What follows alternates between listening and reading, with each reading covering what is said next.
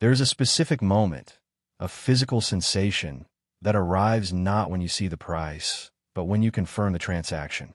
It's a brief, icy stillness in the chest, followed by a wave of unease that has little to do with logic. The groceries were needed. The car repair was necessary. The modest gift for a friend was thoughtful. Yet the act of spending, itself, triggers a quiet panic. This feeling is distinct from buyer's remorse. Remorse comes after, tied to a specific object of regret, a poor choice, an impulsive buy. The panic we're discussing arrives with any outflow of money, necessary or not. It is the body reacting to loss, regardless of context. To understand this, we must look past the spreadsheet and into the nervous system. Money, for the human mind, is rarely just currency. It is a primary store of safety. Each deduction from that store can register not as an exchange, but as a tangible depletion of security. The brain's alarm centers, like the amygdala, don't understand abstract balances. They interpret the action of spending as a direct threat to stability, triggering a fight-or-flight response disproportionate to the event. It is a physiological reaction to a psychological symbol. Beneath this physiological alarm lies a deeper narrative, often written in early experiences. For some, money became the fragile barrier between order and chaos in an unpredictable childhood. Its presence meant peace. Its absence meant tension, arguments, or danger. In these environments, money is emotionally coded as the only reliable parent, the only source of control in a world that felt unsafe. As an adult, spending it then feels like dismissing that protector, voluntarily weakening your only defense against the chaos you once knew. The panic is the inner child's terror, echoing forward in time. This is also a story about identity and self-worth. When your sense of security is fused with your financial reservoir, your net worth can subtly become confused with your self-worth. Spending, therefore, isn't just moving digits from one account to another. It is an act that reduces, however minutely, your quantified value in the world.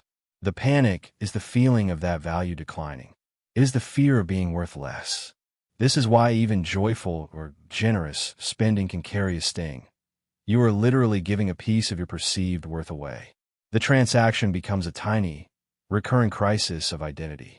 We must also confront the myth of scarcity that fuels this panic. It is not always about actual poverty. It can exist comfortably alongside substantial bank balances. This is a psychological scarcity, a deeply held belief that resources are perpetually insufficient, that the well will run dry and never refill. Every expenditure is proof of this belief. The mind focuses on the leak, not the volume of water in the bucket. It becomes a self-fulfilling prophecy of anxiety, where money is never truly enjoyed or used, only hoarded as a numbed reassurance against a catastrophe that feels inevitable. The panic is the sound of that imagined future, always approaching. What makes this cycle particularly persistent is the rational understanding that contradicts it. Logically, that money is a tool. You understand that life requires spending. This rational knowledge sits beside the irrational panic, creating a silent civil war. You buy the new coat you need, and as you walk away, one part of your mind lists the practical reasons this was correct, while a deeper, older part screams that you have made a catastrophic error. This internal conflict is exhausting. It turns every ordinary act of participation in the world into a small psychological ordeal.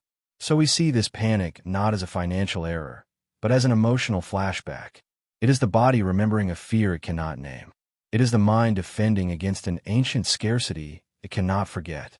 The money leaving your account is merely the trigger for a much older story about safety, control, and your right to exist securely in the world. The discomfort you feel is not about the present transaction, but about the past conditions that taught you to see money as your only true ally. The closing thought, then, is this slightly uncomfortable one. Your relationship with spending is not really about money at all. It is a ritual you perform, over and over, that reveals what you had to believe about the world in order to feel safe within it. And every time you feel that familiar panic, you are not reading your bank statement. You are reading that old, fragile belief.